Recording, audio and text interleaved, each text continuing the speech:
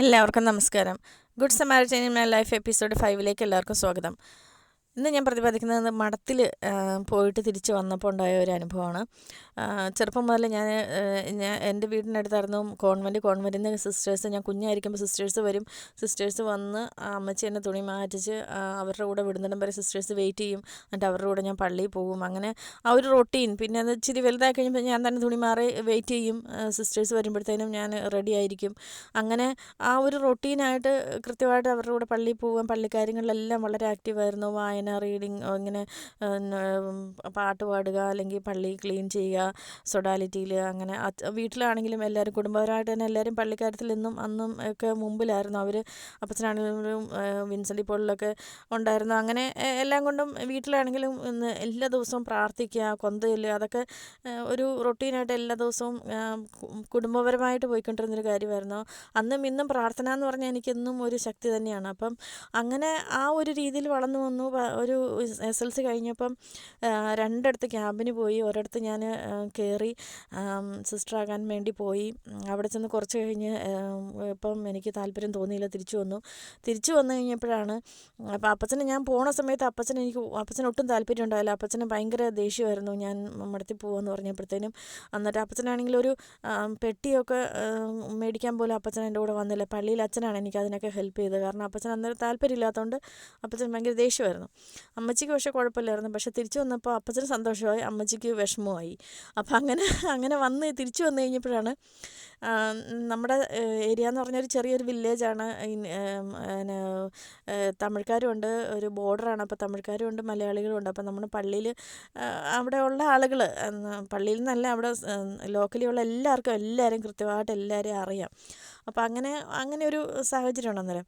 അപ്പം അങ്ങനെ അത് കഴിഞ്ഞ് ഞാൻ പള്ളിയിൽ പോകുമോ എങ്ങോട്ടെങ്കിലും പുറത്തിറങ്ങിയ ആൾക്കാരെല്ലാം എന്നെ കളിയാക്കാൻ തുടങ്ങി. മടം ചാടി, അതായത് എല്ലാവരും ഓരോരോ ഇങ്ങനെ ഞാൻ കേൾക്കെ തന്നെ പറഞ്ഞിട്ടുള്ള ഒത്തിരി പേരുണ്ട്. ഇങ്ങനെ അങ്ങനെ ഓരോ കുറ്റങ്ങൾ പറയുകയും ഭയങ്കരമായിട്ട് ഒരു സമൂഹത്തിൽ എന്ത് കാര്യത്തിനും എവിടെ ചെന്നാലും എല്ലാവരും എന്നെ കളിയാക്കും. പള്ളിയിൽ പോയാൽ എല്ലാവരും എന്നെ എല്ലായിടത്തും കുറ്റപ്പെടുത്തുകയും പറയുകയൊക്കെയാണ്. അപ്പോൾ എനിക്കങ്ങ് ഭയങ്കര വിഷമമായി.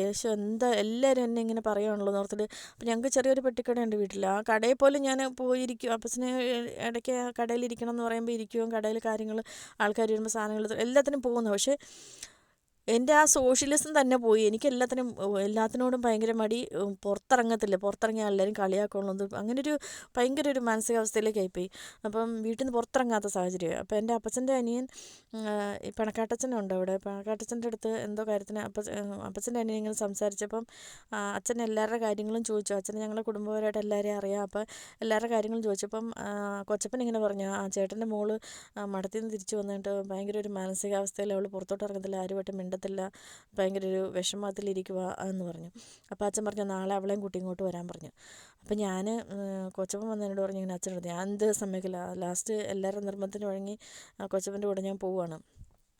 അവിടെ ചെന്ന് അച്ഛനെ കണ്ടു കഴിഞ്ഞപ്പോൾ അച്ഛൻ വളരെ ആധികാരികമായിട്ട് ഇങ്ങനെ പറഞ്ഞു, നീ എന്താ വിചാരിച്ചേ, ഇവിടെ കൊണ്ട് ലോകം അവസാനിച്ചു എന്നാണ് വിചാരിച്ചത്, ഇങ്ങനെയൊക്കെയാണോ പെരുമാറേണ്ടതെന്നൊക്കെ പറഞ്ഞിട്ട് ഇതിനു വേണ്ടി ഇത്ര കാലം പഠിച്ചിട്ടൊന്നും യാതൊരു ഇതുമില്ലേ, ഇങ്ങനെ കുറച്ചിങ്ങനെ നമ്മുടെ മനസ്സിൽ തട്ടുന്ന കുറേ കാര്യങ്ങൾ അച്ഛനങ്ങ് പറഞ്ഞു. വളരെ ആധികാരികമായിട്ട് ഭയങ്കര ആദ്യമേ എന്നെ വഴക്ക് പറഞ്ഞു. അത് കഴിഞ്ഞിട്ട് എന്നോട് പറഞ്ഞു, ഇതൊന്നുമല്ല മോളെ ജീവിതം, അങ്ങനെ നമുക്കിനി കുറച്ച് കാര്യങ്ങളൊക്കെ പറഞ്ഞു തന്നു. എവിടെയായിരുന്നാലും നന്നായിട്ട് ജീവിച്ചാൽ മതി, അതങ്ങനെയൊന്നും ഒരു തിരഞ്ഞെടുപ്പിലേക്ക് പോയിട്ട് കിട്ടിയില്ലെന്ന് വെച്ചിട്ട് അങ്ങനെ എല്ലാവർക്കും ഒരുപോലെ വിളി ഉണ്ടാവില്ല, അങ്ങനെ കുറേ കാര്യങ്ങളെല്ലാം പറഞ്ഞു തന്നു. അച്ഛൻ എന്നെ സമാധാനിപ്പിച്ചു. അത് കഴിഞ്ഞപ്പോൾ അച്ഛൻ പറഞ്ഞു നാളെ ഇങ്ങ് വരുമ്പോൾ. അപ്പോൾ ഞാനെന്ന് പറയുമ്പോൾ തലമുടി പോലും മര്യാദയ്ക്ക് ചെയ്യാതെ ഞാൻ പോകണം. കാരണം നമുക്ക് മാനസികമായിട്ട് യാതൊരു ഇങ്ങനെ മുമ്പോട്ട് പോകണം എന്നൊരു താല്പര്യം ഇല്ലാത്തൊരവസ്ഥയായിപ്പോയായിരുന്നു അന്നേരം. അപ്പോൾ അച്ഛൻ പറഞ്ഞു ഈ തലമുടിയൊക്കെ മര്യാദയ്ക്ക് നല്ലോണം ചീകി കെട്ടി ഒരു പൊട്ടൊക്കെ വെച്ച് പൗഡറൊക്കെ ഇട്ട് സുന്ദരിയായിട്ട് നല്ലൊരു സാരിയൊക്കെ കൊടുത്ത് ഇങ്ങോട്ട് വാ എന്ന് പറഞ്ഞു. അപ്പോഴും എനിക്ക് മനസ്സിലായില്ല അച്ഛൻ എന്താ ഉദ്ദേശിച്ചതെന്ന്. എന്നിട്ട് അപ്പം ഞാൻ ആദ്യമായിട്ടാണ് ആ മഠത്തിൽ പോണതും. എനിക്ക് വേറെ പരിസരങ്ങളൊന്നും അവിടെ ഒന്നും എനിക്ക് അറിയത്തുമില്ല. അങ്ങനെ പിറ്റേ ദിവസം ഞാൻ സാരിയൊക്കെ കൊടുത്ത് അച്ഛൻ പറഞ്ഞ പോലെ ഞാൻ ചെന്നു കഴിഞ്ഞപ്പം അച്ഛൻ പറഞ്ഞു, അതെ ഒന്നാം ക്ലാസ്സിൽ പഠിപ്പിക്കാൻ വേണ്ടി ഞാൻ നിന്നെ വിളിച്ചതെന്ന് പറഞ്ഞു. ഈശ്വര, പുസ്തകം എടുത്തുകൊണ്ട് ഞാൻ പിന്നെ ക്ലാസ്സിൽ ചെന്ന് പഠിപ്പിക്കാൻ നമ്മൾ പേടിച്ച് വിറച്ച്. 1-ാം ക്ലാസ്സിലെ പിള്ളേരെന്ന് പറഞ്ഞാലും നമുക്ക് പേടിയല്ലേ, ആദ്യമായിട്ടല്ലേ, ഇത്രയും പിള്ളേരുടെ മുമ്പിലാണെങ്കിൽ പോലും ടെൻഷൻ അടിച്ച് കൈയും കാലും വിറച്ച്. അപ്പോൾ അച്ഛനും കൂടെ കയറി വന്നിരുന്നു. അപ്പോഴത്തേനും പിന്നെ പൂർത്തിയായി. എന്നിട്ട് ആദ്യത്തെ ലെസൺ എങ്ങനെയാണ്ടൊക്കെ എടുത്തു. അത് കഴിഞ്ഞപ്പോൾ അച്ഛൻ പറഞ്ഞു നാളെ മുതൽ ഇവിടെ പഠിപ്പിക്കാൻ വന്നേക്കെന്ന് പറഞ്ഞു. 1 തൊട്ട് 4 വരെ അൺഎയ്ഡഡ് സ്കൂളായിരുന്നു. അങ്ങനെ ആ സ്കൂളിൽ പഠിപ്പിക്കാൻ കയറി.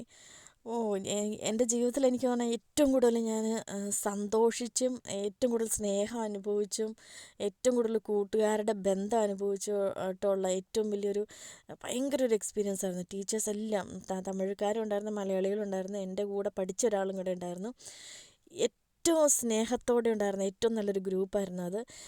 പരസ്പരം എല്ലാവരും നല്ല സ്നേഹത്തിൽ എല്ലാവരും അങ്ങോട്ടും ഇങ്ങോട്ടും എല്ലാവരെയും സഹായിക്കുകയും ഭയങ്കര ഒരു ഗ്രൂപ്പായിരുന്നു അത്. എനിക്ക് ഭയങ്കര ഏറ്റവും കൂടുതൽ എൻ്റെ ജീവിതത്തിൽ ഏറ്റവും കൂടുതൽ എന്നും ഓർത്തിരിക്കുന്ന ഒരനുഭവമായിരുന്നു. എല്ലാവരും ഒരുപോലെ യാതൊരു തരത്തിൽ ഒരു മുഷിപ്പും ഒന്നുമില്ലാതെ എല്ലാവരും ഒരേപോലെ സ്നേഹത്തിൽ ഒരേ കൂട്ടായ്മയായിട്ട് എല്ലാ കാര്യത്തിലും ഒന്നിച്ച് നിന്നൊരു ഗ്രൂപ്പായിരുന്നു.